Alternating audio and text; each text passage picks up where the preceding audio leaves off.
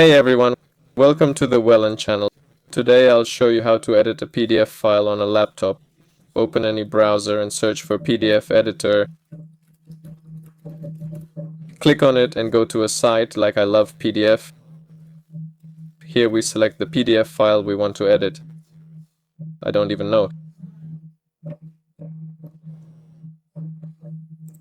So I picked some short PDF document, anyone, and here we click on what we want to do.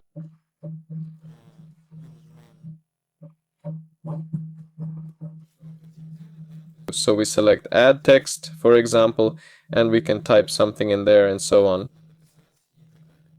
If you need to do more specific editing, you can use a different editor.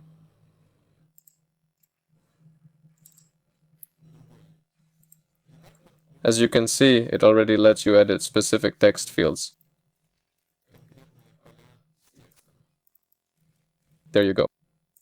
Then we click Finish and click Download. There you go. So, just find the editor you need online that works for you. That's all. This was Wellen. Leave likes, subscribe to the channel, follow on Twitter or GX. The link is in my channel description. Have a great life. Good luck. See you.